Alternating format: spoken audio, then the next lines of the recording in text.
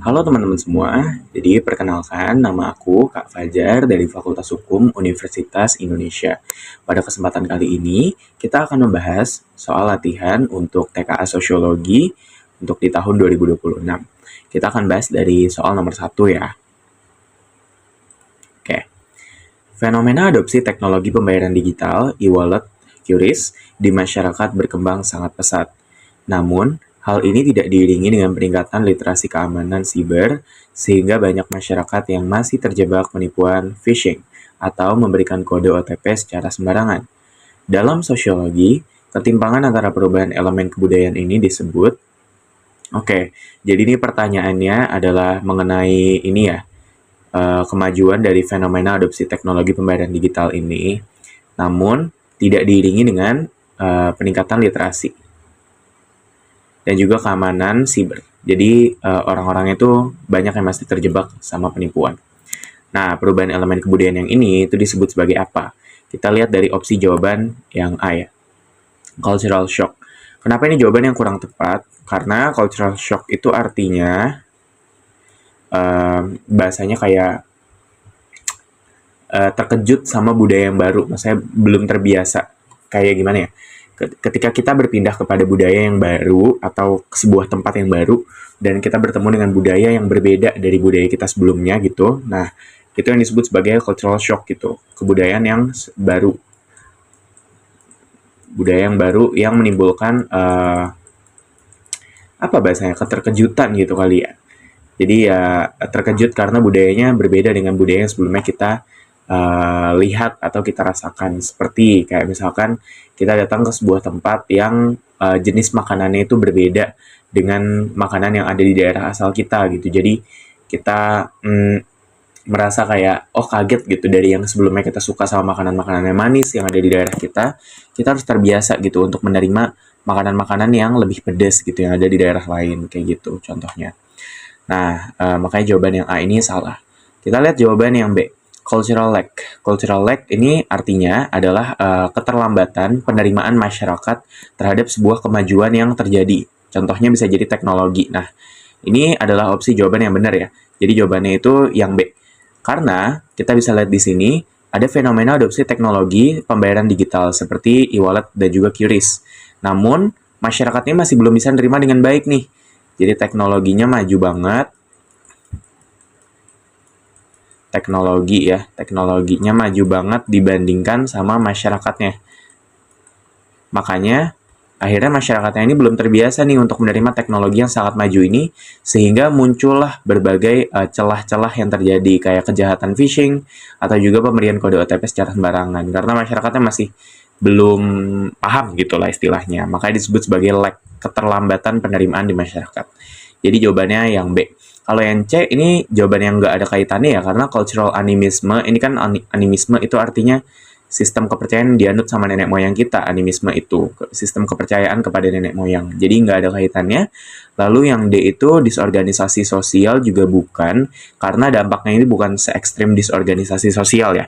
Kalau disorganisasi sosial ini udah masuknya kepada perpecahan yang biasanya cenderung disebabkan sama banyak hal. Contohnya bisa politik, bisa jadi juga dari kebudayaan, bisa dari diskriminasi yang terjadi, kayak gitu-gitulah. Nah, kalau misalkan asimilasi ini juga bukan jawaban yang benar ya teman-teman, karena asimilasi ini kan artinya percampuran dua budaya menjadi satu budaya yang baru gitu. Jadi bukan gitulah. Budaya jadi satu budaya yang baru. Jadi bukan. Jawabannya yang B ya. Oke, kita lanjut ke soal yang nomor 2. Oke, sekarang kita lanjut masuk ke pembahasan soal yang nomor 2. Kita lihat di sini, seorang peneliti ingin meneliti tingkat kepuasan siswa kelas 12 di sebuah SMA terhadap metode pembelajaran hybrid. Karena jumlah siswa mencapai 400 orang yang tersebar di jurusan IPA, IPS, dan Bahasa, peneliti mengambil sampel secara acak dari masing-masing jurusan dengan porsi yang seimbang, sesuai dengan jumlah populasinya. Teknik penarikan sampel yang digunakan adalah, nah ini kita bicara tentang teknik penarikan sampel ya. Jadi kita lihat dulu dari soalnya di sini. Jadi untuk meneliti tingkat kepuasan,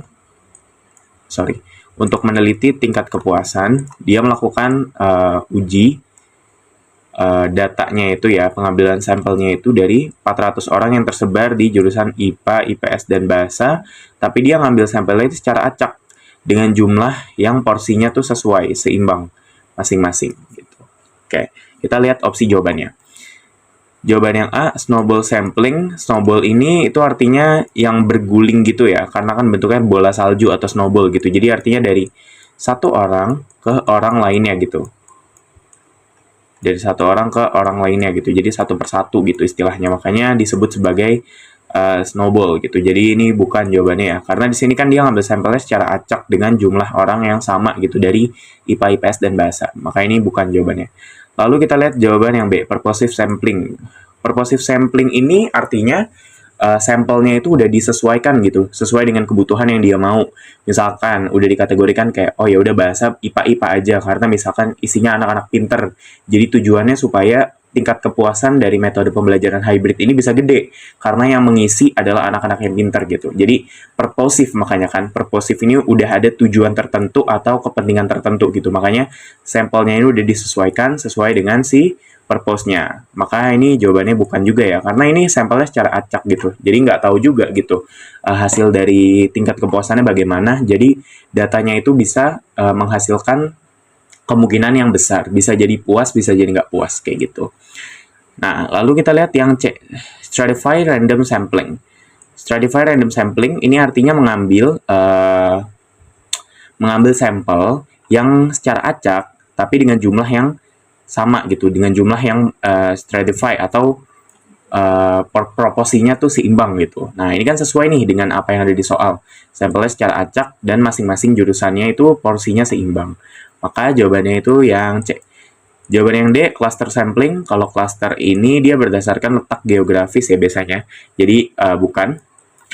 Lalu yang incidental sampling ini juga bukan ya. Karena incidental sampling itu melihat dari dia melihat dari ya kebetulan aja kan, makanya disebut sebagai incidental gitu. Jadi kayak siapa aja yang ketemu sama si peneliti, misalkan ketemu sama satu orang gitu di jalan, jadi ya siapapun lah gitu, yang penting sifatnya itu incidental, kebetulan aja yang ketemu sama peneliti itu diajakin sebagai sampel, kayak gitu intinya. Yang kebetulan gitu ya, sorry berantakan. Oke.